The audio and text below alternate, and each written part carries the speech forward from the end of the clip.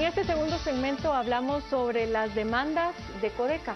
¿En qué consisten? ¿Cuál es la viabilidad? Ya hoy el vicepresidente Jafet Cabrera dijo que algunas de estas demandas no eran viables, no era posible procesarlas, por lo menos en el corto plazo, que se les estaba pidiendo demasiado como autoridades, porque solamente llevaban unos meses en el gobierno.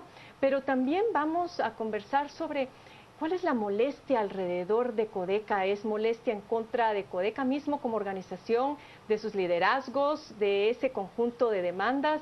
Y para ello nos acompañan en esta oportunidad el licenciado Javier Bauer, quien es director de la Cámara de Comercio, bienvenido, y también Adrián Zapata, quien es analista en temas de conflictividad. Gustavo, inicias con la primera pregunta. A ver, licenciado Bauer, cuénteme cuál es el contexto de las demandas que ustedes han hecho para este amparo provisional. Muchas gracias, pues buenas noches, un gusto estar esta noche con ustedes. Antes que nada, explicarles que esta comunicación concreta ha sido por una amenaza que se ha replicado en las redes sociales, incluso comunicada por la misma Policía Nacional Civil, una amenaza de bloqueos, bloqueos que amenazan claramente la libertad de locomoción de todos los habitantes de la República. No es el fondo, no es lo que solicita Codeca, sino es la forma en que lo está realizando.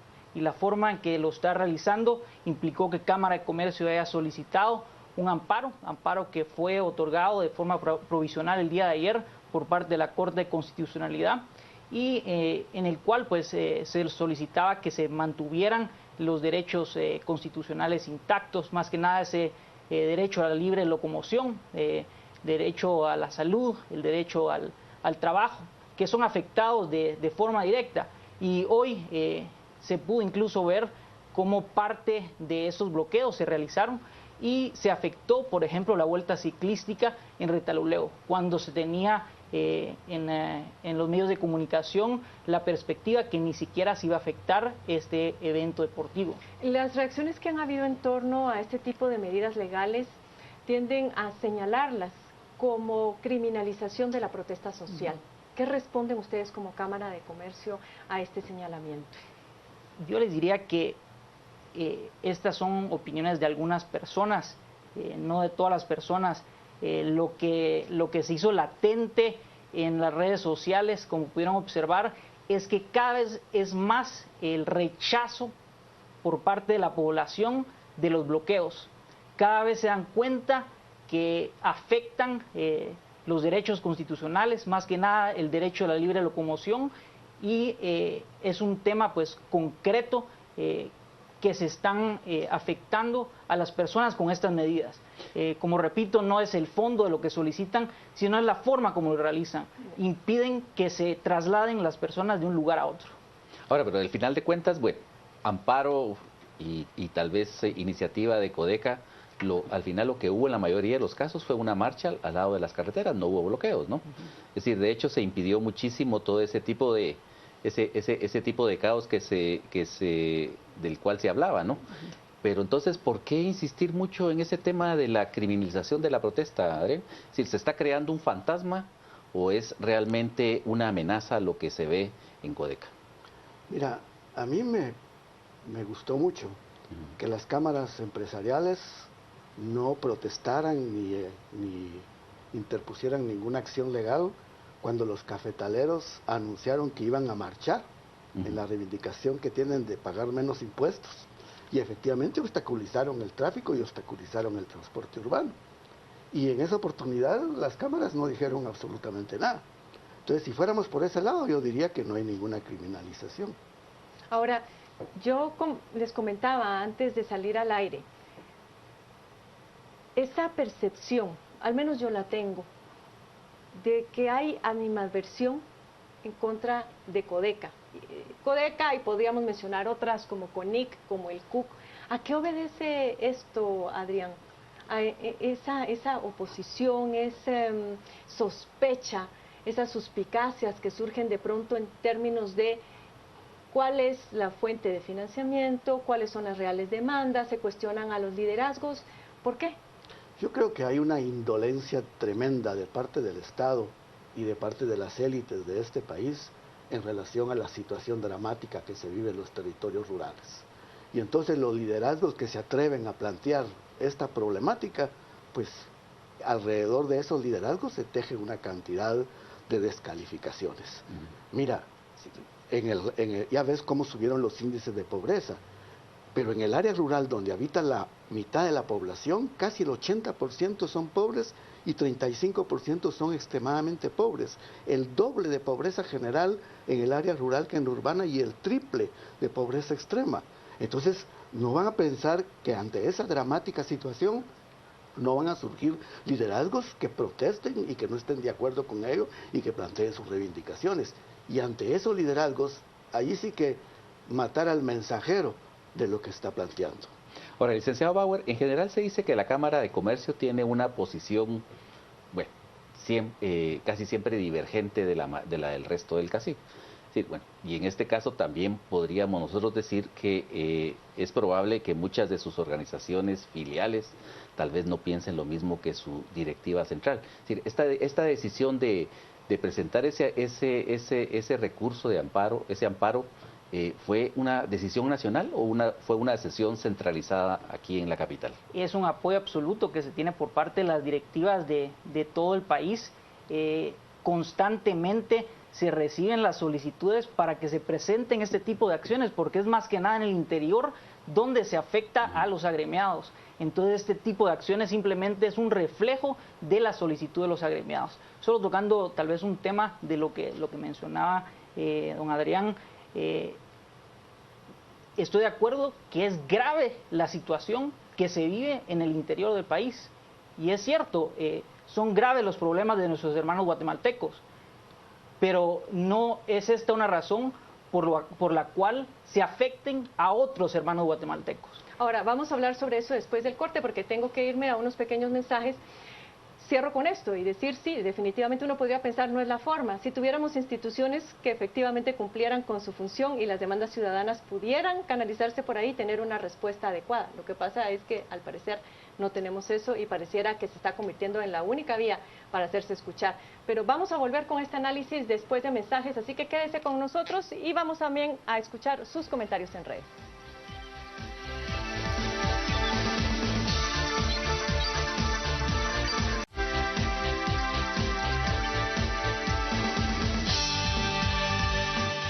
Seguimos acá a las 8:45 y Rocío, ¿nos lees por favor esos comentarios que están ya circulando en nuestra red de Twitter? Con gusto, Carmen. Usted sabe que para nosotros su opinión es lo más importante, así que le esperamos a través de nuestro Facebook y también de nuestro Twitter. Vemos cuáles son algunas de las opiniones de nuestros televidentes. Juan Paochaeta nos dice, ¿acaso los bloqueos solo perjudican a los millonarios? ¿Quiénes somos los que usamos el transporte extraurbano? Susana de Valdés, Codeca cobra energía robada y recibe fondos. ¿Quiénes se benefician? ¿En qué lo gastan? Paneles solares son más baratos. Héctor Mario López, cafetaleros bloquearon frente a la SAT. No tergiverse, señor Zapata. Son estos los comentarios que tenemos ya a través de nuestras redes sociales. Como siempre, les recordamos participar con el hashtag a las 8:45. Volvemos con ustedes, Carmen. Muchas gracias, Rocío. Antes de irnos a corte, nos decía el licenciado Bauer que con lo que no estaban de acuerdo era con el método, que podían haber demandas, etcétera. Adrián, nos molesta, o hay reclamos por el impacto que esto tiene sobre la economía, nos molesta que se bloquee el tránsito, pero en el fondo de todo esto hay mucha pobreza, lo hemos visto a través de los diferentes estudios, como la pobreza extrema y la pobreza se están incrementando en el país, y hay muchísimas demandas que no están siendo resueltas por el Estado. ¿Qué lectura debemos de dar a lo que estamos viendo actualmente en términos de conflictividad? Pues yo diría que trascender de solo ser reactivo y atender los conflictos, a ir más a fondo y atender la conflictividad. Porque si no, eso va a ser como andar apagando incendios de un lado para otro, actuar reactivamente. Yo creo que lo que hay que decidir hacer es enfrentar la problemática estructural en territorios rurales. Y ahí es donde el Estado tiene una absoluta indiferencia y las poblaciones urbanas en gran medida también tienen una indolencia tremenda. El campo está abandonado. Mira, el Acuerdo de Paz Socioeconómico y de Situación Agraria reconoció la necesidad de transformar la situación del área rural. ¿Y qué fue lo que pasó? Inmediatamente después de firmado el acuerdo, se desmanteló el MAGA y se desmanteló por completo el Sistema Nacional de Extensión. Luego se planteó una política de desarrollo rural que se discutió por 7 años. Se discutió y se engavetó. Y los sectores empresariales intentaron boicotear ese proceso interponiendo una acción de inconstitucionalidad. Se formuló una ley. ¿Y cuántos años tiene de estar en el Congreso? O sea, hay una indolencia absoluta. Es como una bomba de tiempo la que tenemos allí ante la incapacidad del Estado de atender esa problemática. Yo diría que hay que entrarle no a la atención de los conflictos en concreto nada más, sino que a la atención de los problemas de fondo. Y este gobierno podría tener la oportunidad de ello. Pero en vez de eso, mira, lo que está impulsando no es darle continuidad a una política de desarrollo rural. Lo que ha anunciado es que va a formular una agenda agraria, como que no existe una política de desarrollo rural que tiene todo ese contexto. ¿Qué sientes cuando escuchas las declaraciones del vicepresidente decir las demandas que está planteando Codeca no son viables? Puede ser que algunas no sean viables, pero yo creo que no es esa la lectura que hay que hacer. Lo que hay que hacer es que es la expresión de la desesperación de la gente. Lo que hay que saber leer ahí, más allá de las reivindicaciones concretas, que algunas de ellas efectivamente podrían no ser viables, lo que hay que leer es la desesperación, lo que hay que leer es lo que se está incubando y lo que nos va a tocar enfrentar si esa bomba se le acorta cada vez más la mecha. En el discurso del sector privado de los últimos meses se ha insistido mucho en el Estado de Derecho. Bueno, obviamente esta acción entra dentro de la necesidad de hacer respetar el Estado de Derecho, y también ha hablado del debido proceso.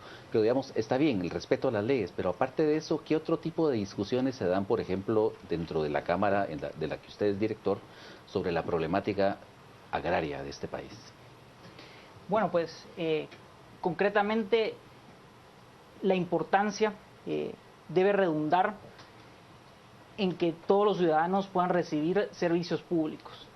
Este tema de servicios públicos, lógicamente, implica que la mayor parte de la población se traslade a un régimen de formalidad, ya que pues de esta forma puede obtener de forma directa servicios como son los servicios del Seguro Social. Uno de los aspectos tan críticos en este momento es la salud concretamente, y como Cámara de Comercio consideramos la importancia de que cada vez pues más personas se trasladen al régimen de formalidad. Por supuesto que existen estos diálogos para que las distintas comunidades pues perciban los derechos que como ciudadanos deben recibir, y existe un legítimo apoyo para los grupos más marginados del país. Entonces es muy importante realmente que el gobierno atienda realmente todos los tipos de circunstancias y para que se le dé un enfoque especial al interior del país, que ha estado tan olvidado por las últimas décadas. Ahora, pero en el caso del sector privado también, bueno, hemos visto acciones que más que mejorar la condición de los guatemaltecos pobres, pues tienden a empeorarla, como es, por ejemplo, la demanda por salarios diferenciados que están por debajo del mínimo nacional. ¿Cuál es la posición de la Cámara de Comercio con respecto a los salarios diferenciados que ha estado volviendo a surgir dentro de la discusión? Pues muchas gracias. En ese tema, Cámara de Comercio ha sido muy clara en cuanto a que debe existir una igualdad a todos los guatemaltecos en los temas de salario, en los temas que deben de ser tergiversales a nivel social, ya que a nivel constitucional no existe esa diferenciación como tal. En ese sentido, se ha mantenido la postura en este tipo de circunstancias, como son salarios diferenciados.